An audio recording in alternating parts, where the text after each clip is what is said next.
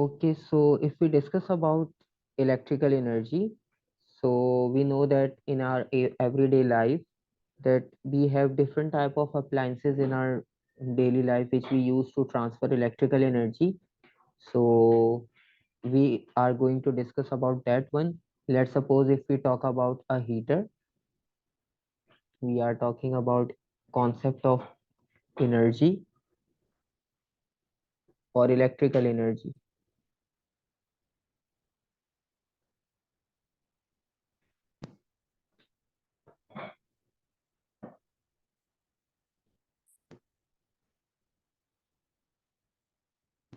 तो जब हम इलेक्ट्रिकल एनर्जी का कॉन्सेप्ट डिस्कस करते हैं, so let's suppose if we take the example of a toaster or a heater over here.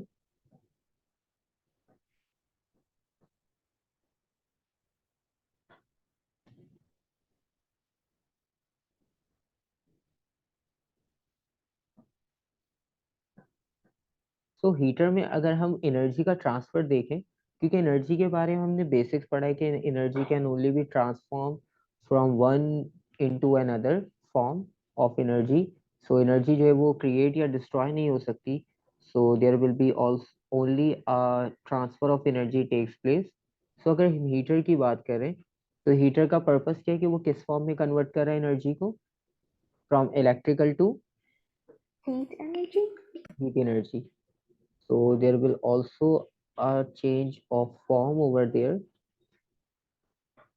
So electrical to thermal or heat energy. That is the main purpose of the heater. But we are not going to discuss about every appliance in our daily life. This is the basic concept. Just like we discuss about kinetic and potential energy in kinematics. So that is have the same concept of electrical energy, that there will also be a change of form or transformation. So we need to discuss about the formula, the concepts, and the SI units of electrical energies, right? Okay, now if we discuss about that, what will be the formula, what will be the factors that are included with electrical energy. So if you want to calculate electrical energy, so the formula for calculating electrical energy will be like this. So to calculate electrical energy, formula will be equal to energy is equals to voltage times current and the time in which, or you can say that how long the appliance is switched on. So that will give you the time, that for how many seconds or how many hours or how many minutes the electricity is continuously moving in the circuit, right? So energy, capital E is the symbol of energy that can be measured in joules, V is the voltage, I is the electric current, and T is the time in amperes, sorry, seconds, right? So this is the voltage that can be measured in volts. I is the value of electric current and T is the value of time. And capital E represents energy, right?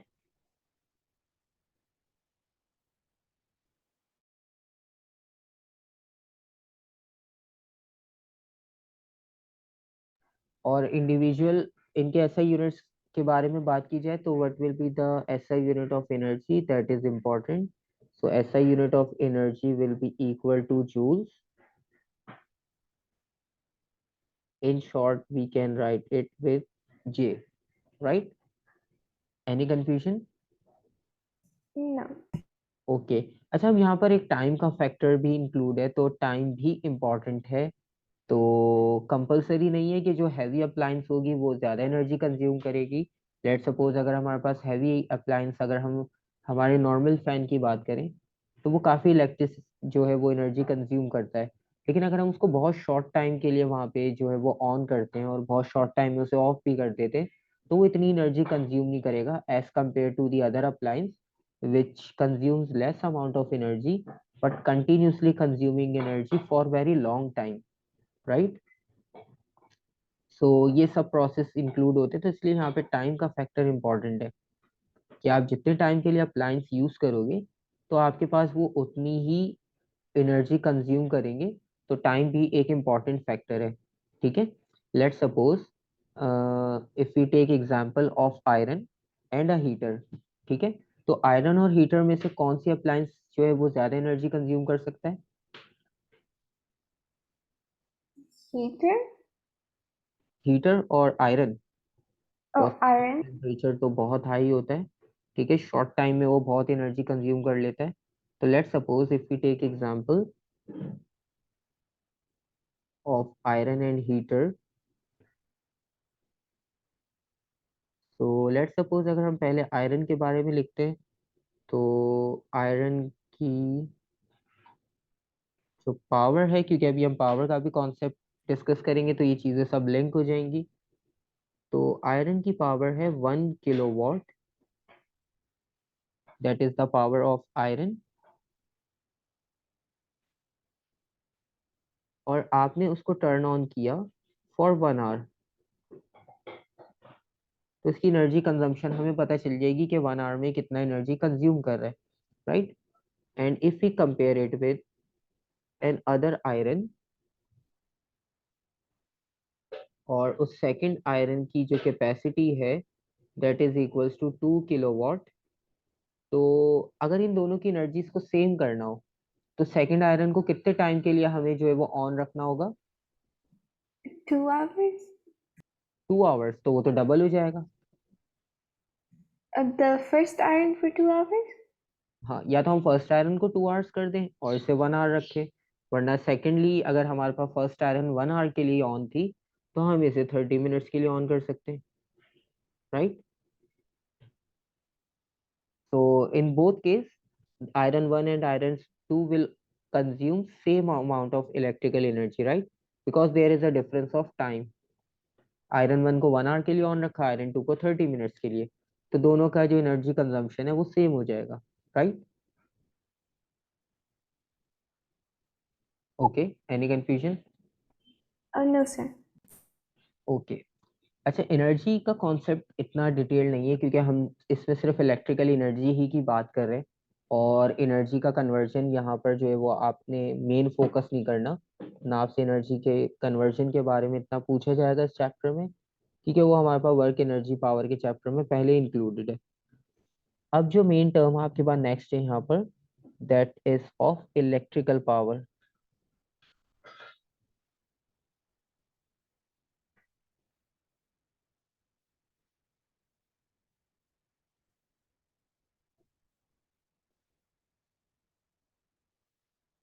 और electrical power को जब हम explain करते हैं तो basic power का जो formula होता है, ठीक है, सो the basic concept of power is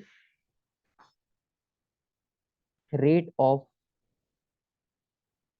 doing work.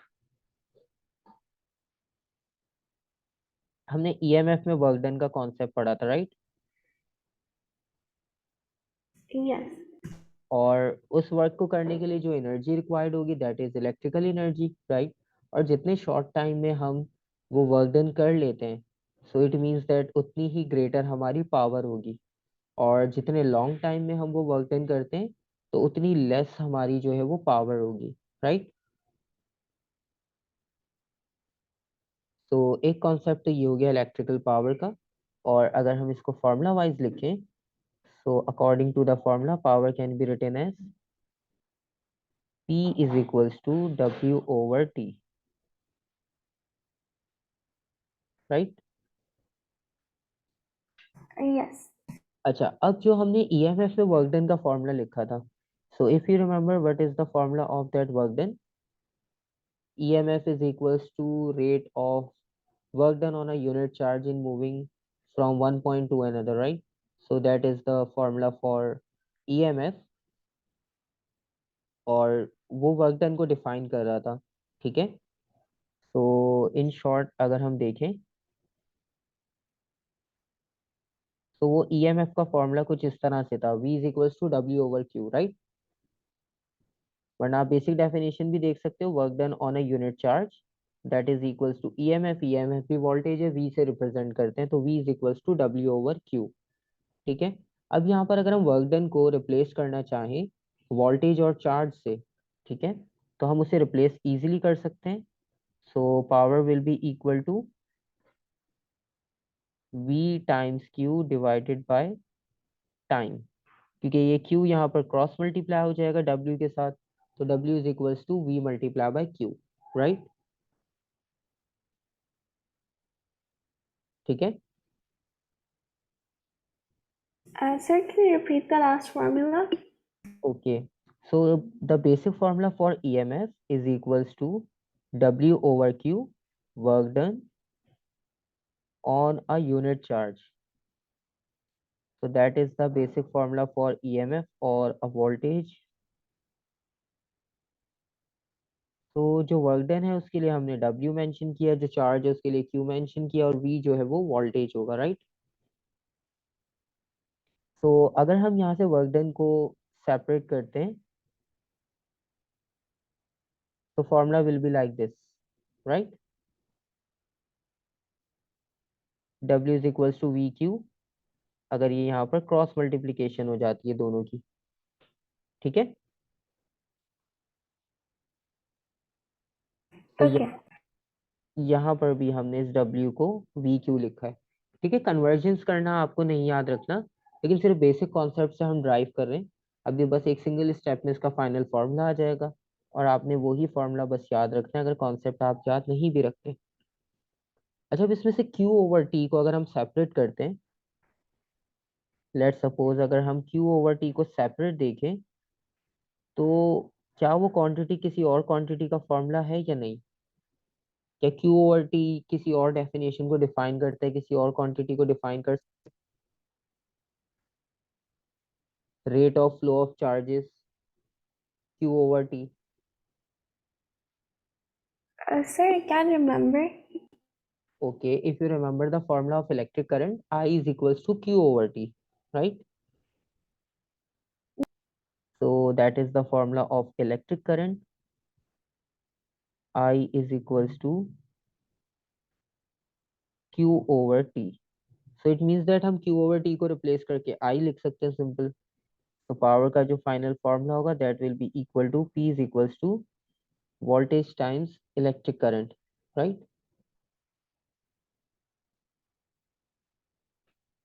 तो आपने इलेक्ट्रिकल पावर का ये फॉर्मूला याद रखना है, P equals to VI.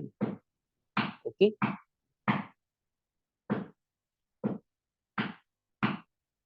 And what will be the SI unit of power?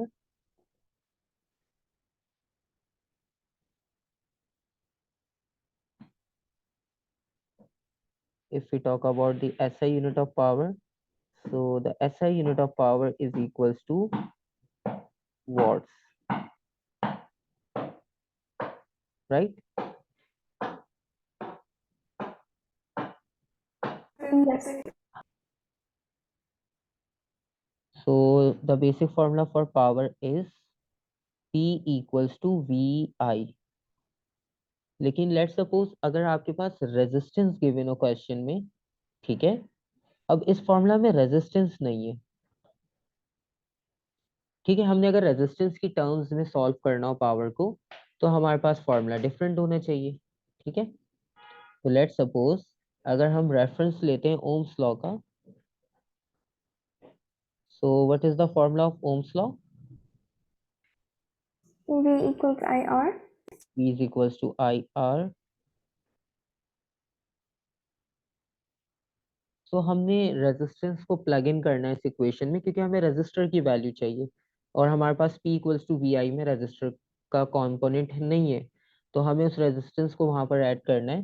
So we can take help from the Ohm's law, और अगर हम V को सब्स्टिट्यूट करते हैं IR से, सो इस फॉर्मूला में जो चेंजेस होगी हमारे पास, that will be equal to V को रिप्लेस किया IR से, और I अपनी ओरिजिनल पोजीशन में एज इट इज है, राइट।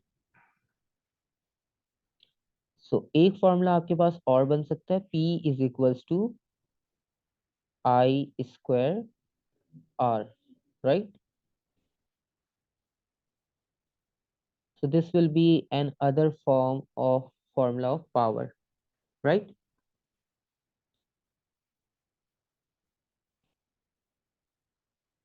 और लेट्स सपोज वोल्टेज के बजाय इलेक्ट्रिक करंट को रिप्लेस करते। ठीक है, अब इस फॉर्मूला में क्या है कि इलेक्ट्रिक करंट और रेजिस्टेंस है। लेट्स सपोज अगर हमें वोल्टेज और रेजिस्टेंस का कॉम्बिनेशन चाहिए होता, तो हम अगेन ओम्स लॉ को यूज करके, लेकिन थोड़ा सा उससे पैटर्न चेंज कर लेते। लेट्स सपोज अगर हम ओम्स लॉ को इस तरह से अप्लाई करते, let's suppose Ohm's law is equals to V equals to I R, और हम इलेक्ट्रिक करंट को रिप्लेस करते हैं यहाँ पर, that is equals to V over R, right.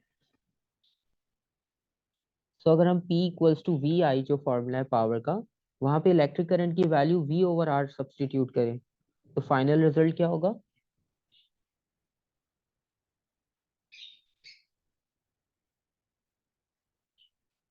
जो हमारे पास फॉर्मूला था P equals to V I, यहाँ पर हम अगर I को सब्सटीट्यूट करते हैं, ठीक है, तो I की वैल्यू क्या गिवन है ऊपर ओम्स लॉ में? I is equals to V over R. V over R, और वो I को हम यहाँ सब्सटीट्यूट करते हैं तो आपको पावर का एक और फॉर्मूला मिल जाएगा, that will be equal to V square over R। ये I की वैल्यू को सब्सटीट्यूट किया, तो final equation will be equal to V square over R। तो पावर के फॉर्मूला को आप 3 डिफरेंट वेज में यूज कर सकते हो, डिपेंड करता है क्वेश्चन की डिमांड क्या है, सिचुएशन में वैल्यूज क्या गिवन है। तो आप चाहो तो वहां भी ये डेरिवेशन कर सकते हो, शॉर्ट स्टेप्स हैं, और चाहो तो तीनों फॉर्मूलाज आप इंडिविजुअली याद कर लो, वो भी इजी है। ठीक है, Okay, sir. तो P is equals to VI, P equals to I square R, T is equals to V square over R. So these are the 3 different formula for power, but there is only one difference कि कोई एक quantity missing की वजह से हमें दूसरा formula drive करना पड़ता है। अगर तीनों ही कॉन्सेप्ट आ जाते तो फिर हमारे पास एक ही फॉर्मूला से हम सब ड्राइव कर लेते, right. So this is the final formula for power, and the SI unit of power is watt. And in next class we will discuss about that how we can calculate power in kilowatt hours, or how we calculate the amount of electricity bill. So these are the next topic in this chapter. Okay, Okay, sir. so we will discuss that in our next class.